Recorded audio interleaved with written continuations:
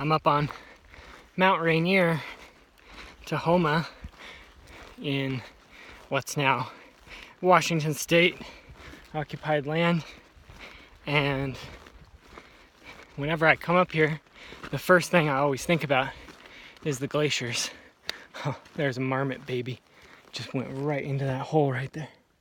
Hey, buddy. Hi. How's it going? Hi there. Hi, cutie. Yeah. Well, so much for that first take. I was interrupted by an adolescent marmot that popped out of a burrow right here on the side of the trail. Saying hello, very curious.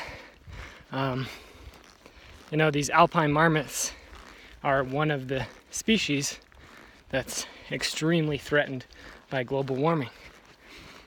The only place they can go is up. There's no going down for them. Same with the pikas, another native rodent species out here that requires cool conditions to survive through the summer. And those conditions are disappearing. The cold water is disappearing. You know, recently I was talking to somebody who I'd actually organized with a little bit, and they expressed that they had been watching some YouTube videos and doing research online, and that they'd come to be a climate denier, basically. And I told them, listen, they said, either it's not happening primarily due to humans, or it's not that big of a deal if it is happening. I said, listen, would you say that if you're a pika that's facing extinction? Would you say that if you're a salmon, completely dependent on the cold water coming from the snowmelt from these mountains right up here? Would you say that? Of course not. I mean, these creatures are already facing a horrific, existence due to so much habitat destruction and development and the warming that's already taken place. And they're facing complete extinction due to the warming that's coming. Check out this view behind me.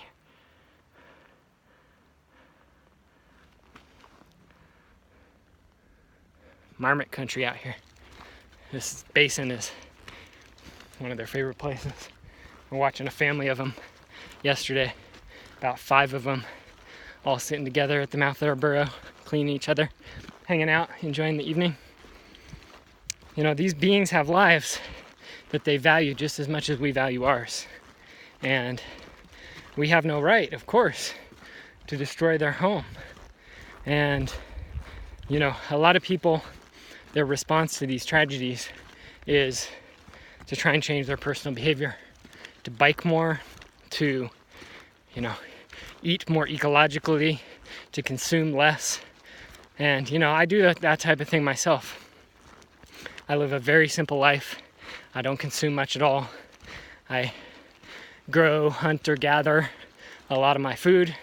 The rest of it I try and get from local, ecologically run farming operations. Local as in like 5 or 6 miles from my house. Places that I've seen, And that's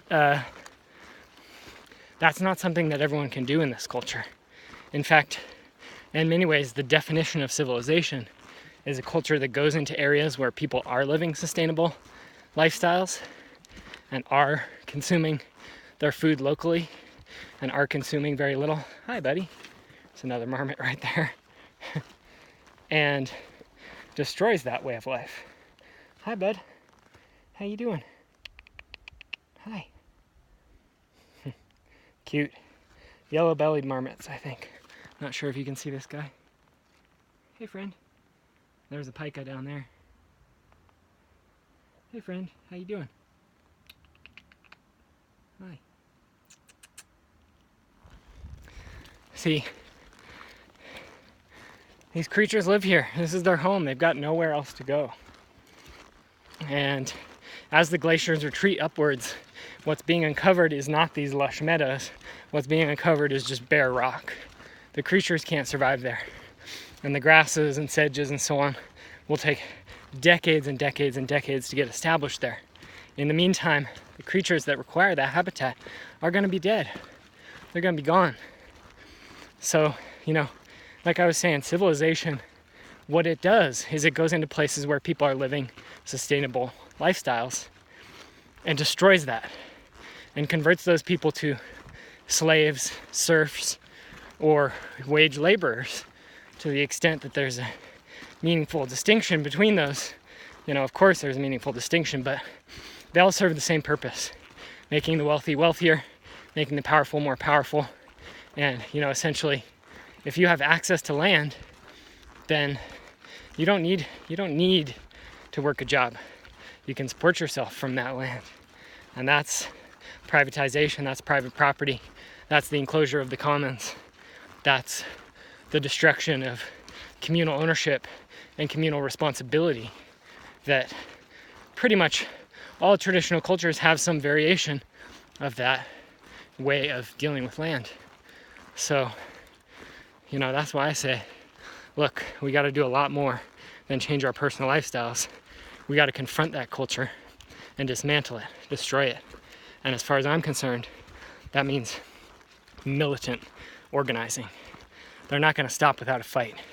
We need to force them to stop. And that's the focus of my work.